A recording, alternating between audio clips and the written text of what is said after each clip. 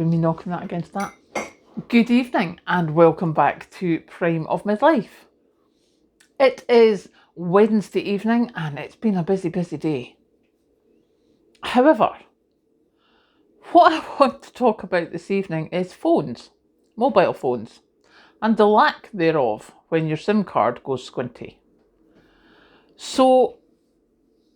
And I also want to apologise. I just realised when I fired up the phone just now, because that's it, sort of just work, that the morning cuppa didn't come on. I did record it, but it didn't start uploading when I was in the car because there was no signal.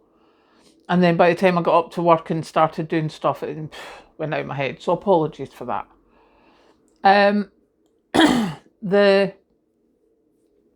As I say, no signal on the phone. So up to work to see, did the switching off, took the SIM card out, put it back in, etc. And by the time I had to actually start work, it still wasn't working. And it's a bit of a problem, which I hadn't realised. Because some things you get by text. Like for me, I missed the text from the garage to say that Kathleen's car was ready. Granted, he had her number, so he texted her going, your mum's not coming back to me, your car's ready. So she Facebook messaged me using the internet, which I can pick up on my work computer. Excuse me. Or I can pick it up on my phone at work because I have the internet there. So that was the first thing I missed. Then I went to go and sign into something to do finalised stuff. And it's like, yep, you're signing in, we'll text your verification number. Not much good texting me a verification number if I don't have a phone that can get texts. Thankfully, one of the sites said they could email it to me, but there was just little bits and bods that I found didn't work without texts and things. So that was a bit of a pain. Thankfully, we decided, well, the boss was like, when are we going to have buns today? I was like, yes, we were, until my phone went squinty. She's like, right. Of course, there's a big Tesco beside me. She says, well, why don't you go get the buns? Obviously, I'm going to go and get buns. I mean, goodness. And go into Tesco Mobile, because they have a mobile bit in their shop. And I was like, okay, I'm on my way. And the very nice man in Tesco, bless his little cotton socks, he checked my phone. He took the SIM out, put it into their tester phone. He even put it in his own phone. And he's like, yeah, it's the SIM that's the problem. You do not need a new phone. Thank the Lord. Because that's quite a hefty hit. So I now need a new SIM. And he's like, we've got giff-gaff phones, SIMs here. They're only 99 pence. He said, but I don't know how you get it if you want to keep your own number. It's like, right, fine. So back to the office I toddle. And we have tea and buns. And I'm online saying, can I just, and the boss is very kindly like, yep, get it sorted.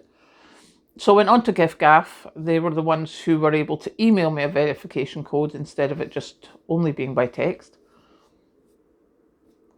So I looked it up, and what they said was, get your new SIM, just buy a 99 pence SIM from the shop,